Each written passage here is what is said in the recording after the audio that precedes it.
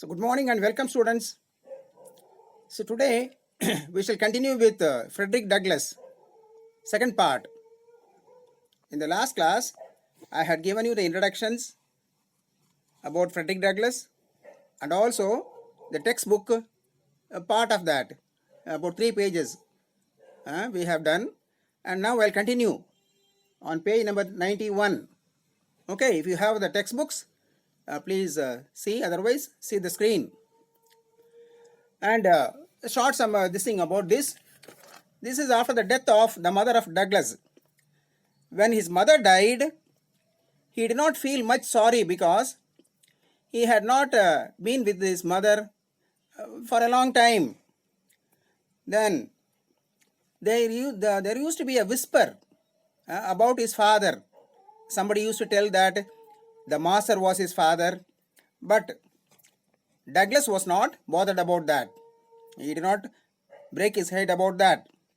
He had greater hardships and everything ended when his mother died.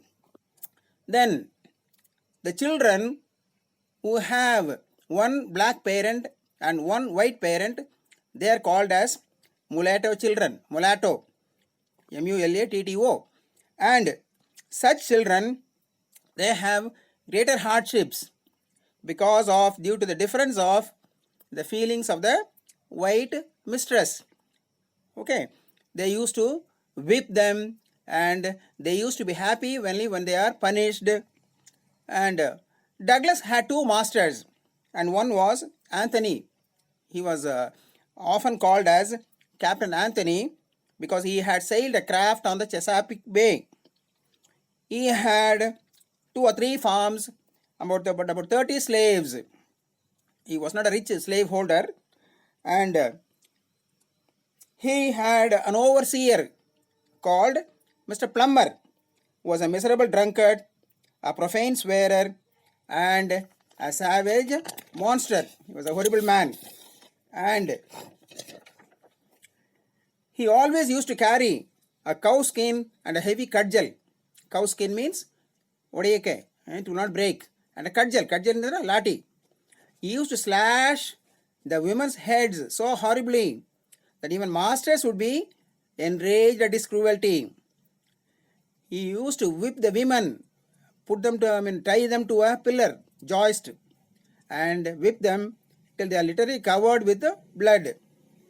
He would stop only when he is tired. Now Frederick Douglass finally had a great conviction that slavery would definitely end one day. The living word of faith and spirit of hope always remained with him like ministering angels to cheer him through this gloom, misery. The good spirit was from God and he was always thankful to God. This is how he ends. Okay, now we'll go to the text aspect of that.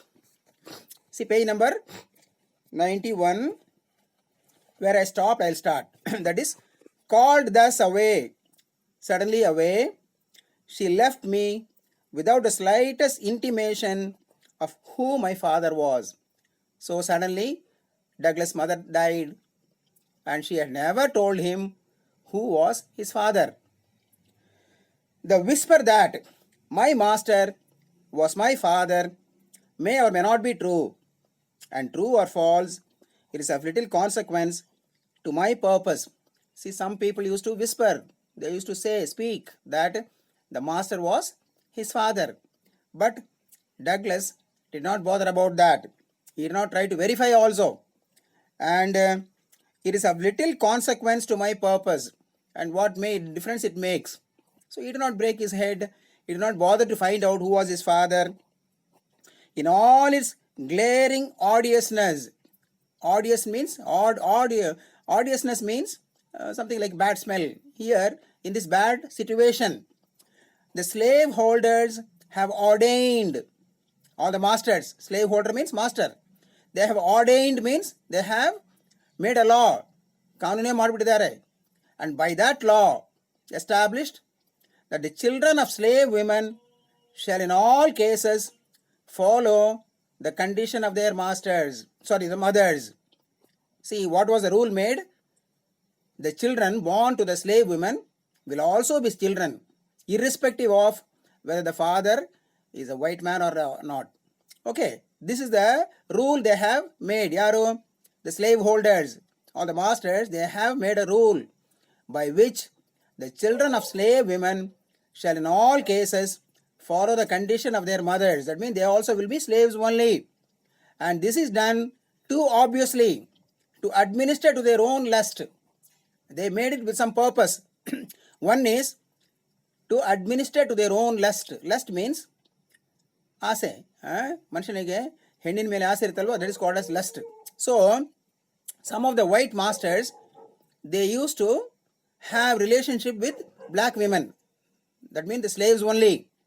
And to cover up that, they made this rule. They did not want to know who was the father. That is the reason. And make a gratification of their wicked desire profitable as well as pleasurable. I hope you can understand this. See, the white masters, the slave holders, they had made a rule that the children born to the slave women will also be slaves only, irrespective of the father. Father may be white. And this rule was made for two reasons.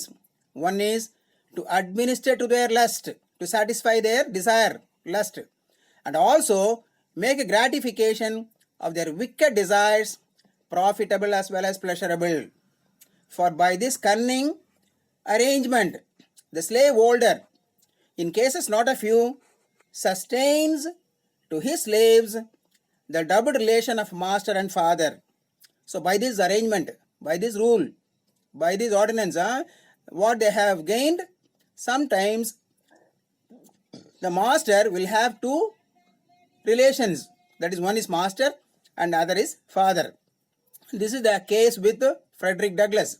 So Frederick Douglass never told, his mother never told him about his father.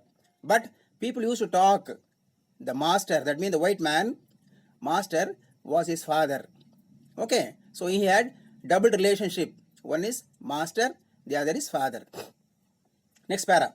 I know of such cases, and it is worthy of remark that such slaves invariably suffer greater hardships and have more to contend with than others. See, such type of children where the father is white and the mother is black, these children, they have greater hardships, lot of problems, and they are in the first place a constant offense to their mistress. This is the main thing.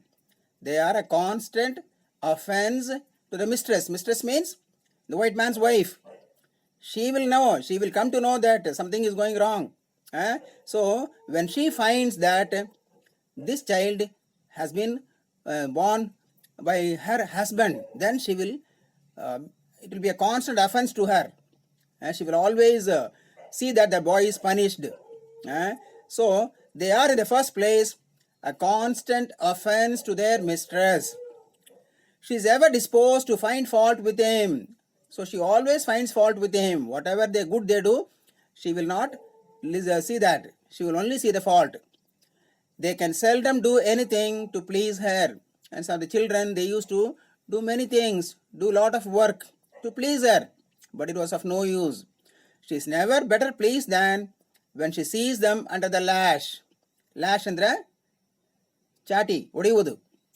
When they are punished, when they are whipped, then only the mistress, that is the white mistress, used to be satisfied. Especially when she suspects her husband of showing to his mulatto children favors which he withholds from his black slaves. See, here mulatto children. Mulatto means a child whose one parent is black and one parent is white. They are called mulatto children. Okay, this type of children, generally the master, the white man, used to favor them because it is, in fact, it is his son. And this was not liked by his wife, that is the mistress. Okay, the master is frequently compelled to sell this class of slaves. So what they used to do, instead of keeping them, they used to sell them to some other masters out of deference to the feelings of his white wife, mainly because of the hatred or the dislike of his wife, his white wife. And cruel as the deed may strike anyone to be, that means to sell one's own son is really a cruel thing. The man knows that he is his son only, and he cannot keep him there, and he cannot show any partiality from the black children, and the white wife, his mistress, will always be against that. So in such cases, they sell them to some other master slaveholders to sell his own children to human fleshmonger. You know what is a fleshmonger? You might have heard this word fishmonger in Babar Ali. I think the lesson is already done by sister. In Babar Ali, that lady who was bringing fish, selling fish and bringing children. Hazrat Ali, I just get the name. Anyway, she was a fishmonger, fish seller. So here, fleshmonger, that means the flesh trade. I hope you know what is flesh trade. Human flesh trade means, sometimes you might have seen, they catch small children, they send them, they sell them, and that is called flesh trade. Here, same thing. He has to sell his own son to somebody else. That is fleshmonger. It is often the dictate of humanity, rule of humanity, for him to do so. There is no other way to do so. For unless he does this, he must not whip them himself, but stand by and see one white son tie up his brother of but few shades darker complexion than himself. Since otherwise what he has to do, if he doesn't sell the boy, he has to sometimes whip him himself. Sometimes he has to see that his white son is whipping the black son. Both are sons only. And it is really difficult to see that situation. Okay, so to avoid all this, they were selling these children, that is the mulatto children, to some other masters. Okay, and apply the gory lash to his naked back. How they used to whip the black children until the blood comes out. Gory means blood stained lash, chati, to his naked back. So generally they used to remove the clothes and whip them so that it gives more pain and blood comes out. And if he lisp one word of disapproval, lisp means to speak, to say. If they say one word, Yaru, the white master, if he tells something, please don't do it, stop it. If he says something like that, it is set down to his parental partiality. Then immediately it is a proof of his parental partiality. It shows that he is the father. People will come to know. So he cannot tell that also. He has to just silently watch. One is, sometimes he has to beat his own son, black son. Sometimes he has to watch his white son tie up his black brother and then remove his clothes and apply the gory lash to his naked back. And if he speaks one word of disapproval, it shows his parental partiality and only makes a bad matter worse. It becomes more bad, both for himself and the slave whom he would protect and defend. Then, come. I have had two masters. See this verb, have had. Do you know what is the tense of this? Have had. See, both are not the same verbs. One is an auxiliary, the other is a main verb. Okay, have is an auxiliary. Just like I have taken, I have eaten, I have done. And the other had is the past participle form, third form of the verb. Like take, took, taken. So I have taken is present perfect tense. So similarly, I have had is present perfect tense. So you must be thorough with the tenses. I think sister might have done all the tenses and all that. Anyway, when you come to the direct classes, I'll just see. If required, I'll just touch up. Okay, the I have had is correct tense. See, I have had my breakfast. It is correct. It is nothing but I have taken my breakfast. So, Douglas had two masters. The first master's name was Anthony. I know, you know, my name is also Anthony only. But the name, my first master's name was Anthony.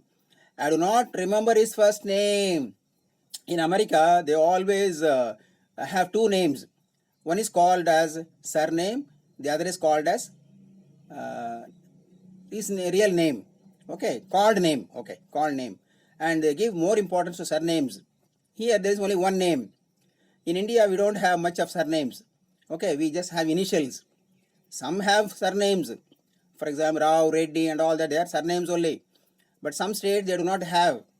So there, in such cases, initial becomes a surname. Anyway, he was generally called Captain Anthony.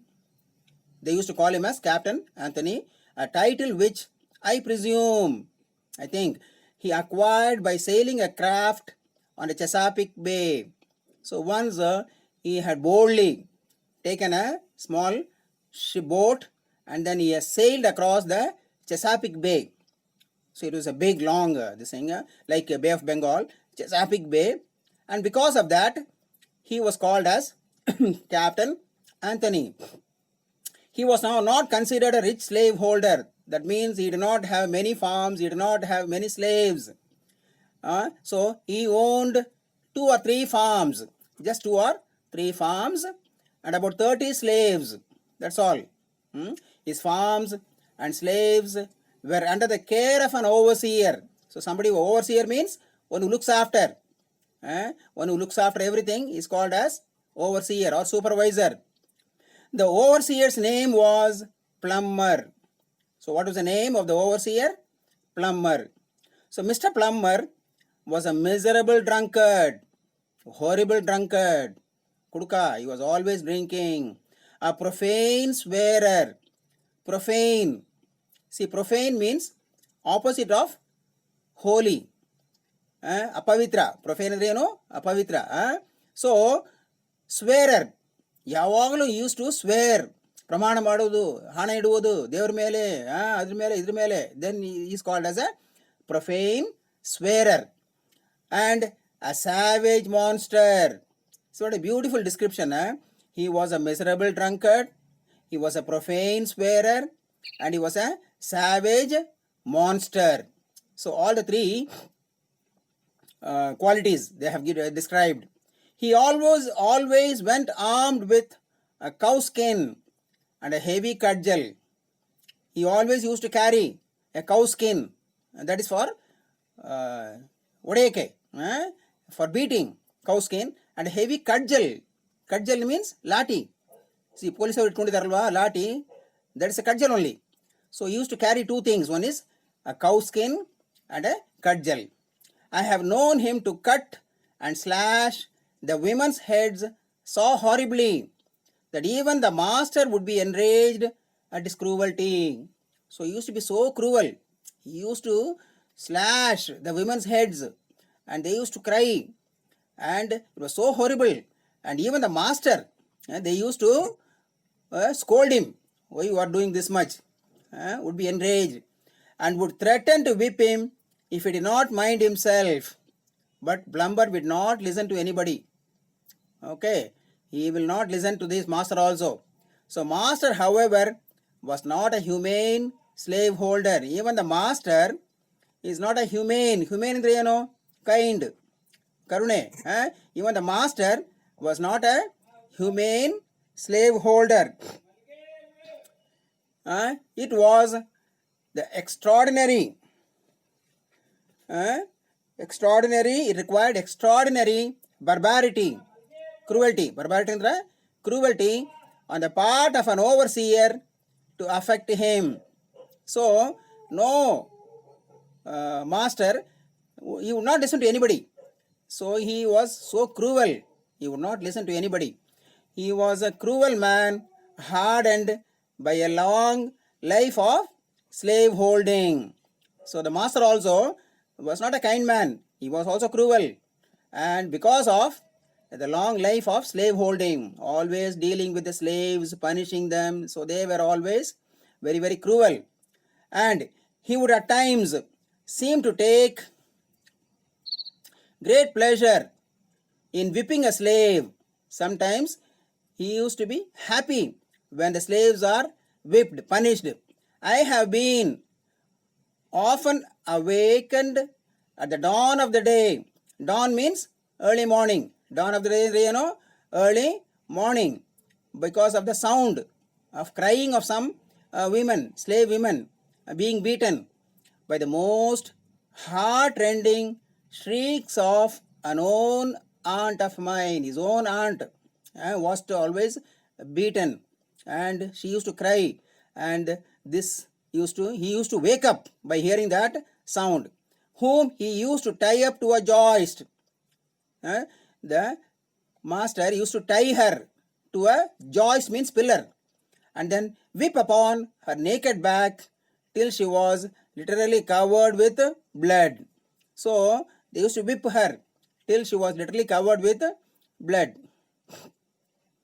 Then no words, no tears, no prayers from his gory victim, Gorindra, blood-stained, seemed to move his iron heart from his bloody purpose.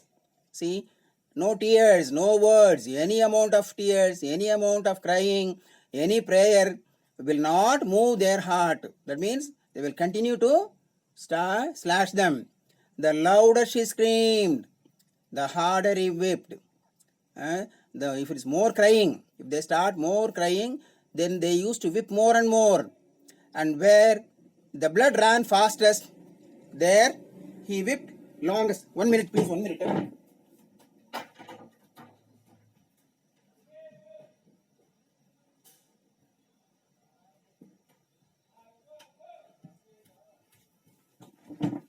Okay, sorry. So, the longest. And he used to whip her to make her scream and to make her hush. That means even to stop them, they used to whip. And not until overcome by fatigue would he cease to swing the blood-clotted cow stain. It was the most terrible spectacle. It was the most terrible spectacle, scenery. From my earliest recollection, I date the entertainment of a deep conviction.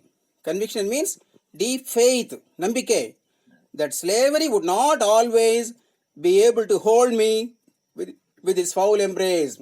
He had a strong conviction, strong belief that one day everything will come to an end. Slavery would be ending. And in the darkest hours of my career in slavery, this living word of faith and spirit of hope departed not from me, but remained like ministering angels to cheer me through the gloom, misery. Gloom means sufferings. So he always had a strong faith. There were two things in him. One is the living word of faith. Second one is the spirit of hope. They were always with him, like ministering angels. Angels always guide us.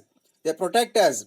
Similarly, these two, what is word of faith and spirit of hope, they remained with him like ministering angels to cheer me through the gloom, through the sufferings.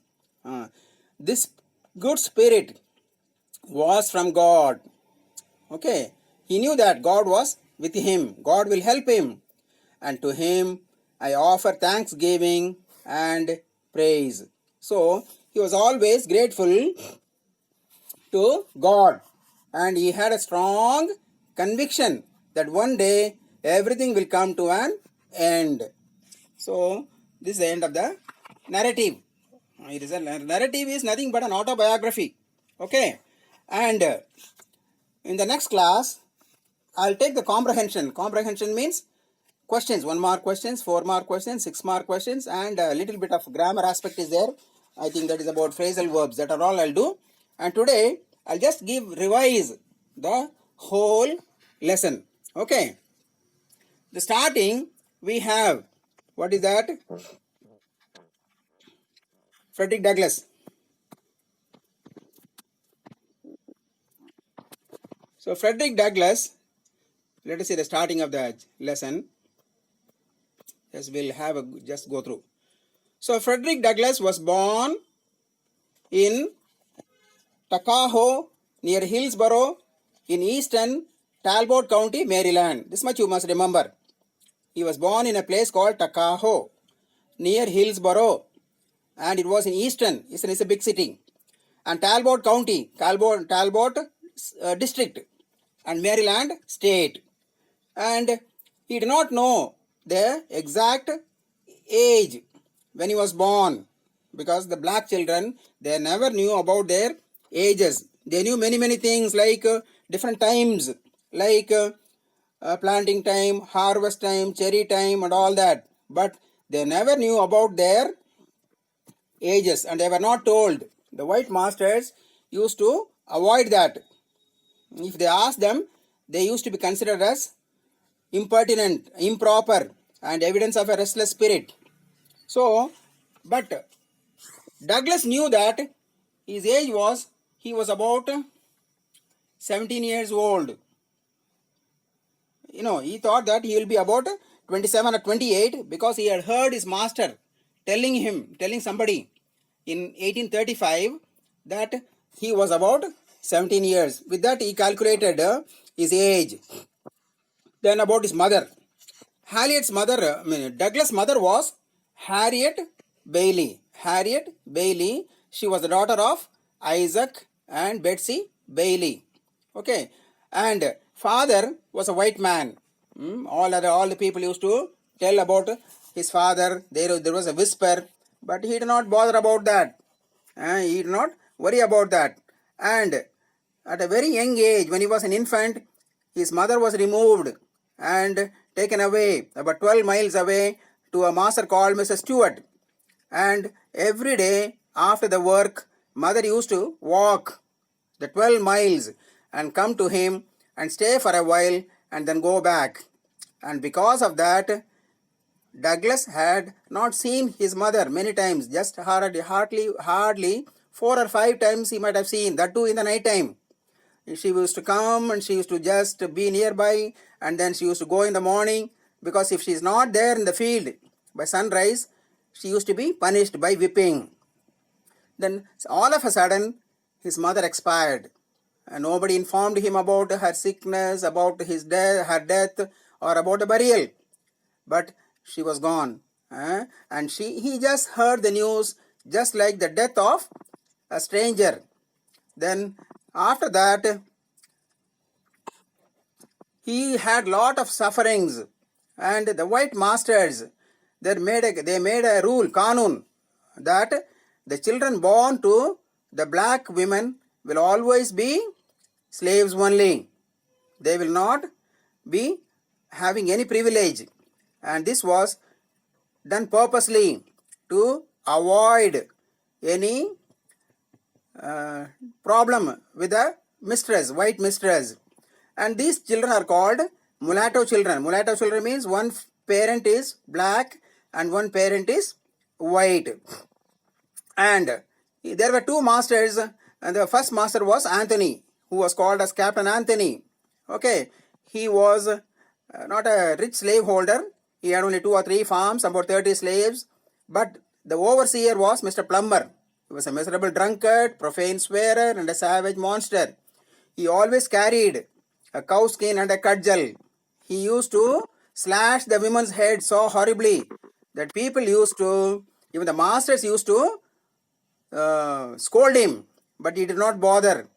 And he used to tie the women to a joist. Joist means the pillar, and then beat them. The more they screamed, the more he whipped, and he stopped only when he was tired.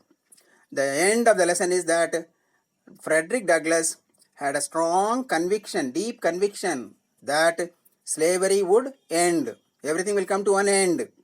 And there were two things in him. One is the living word of faith and the spirit of hope.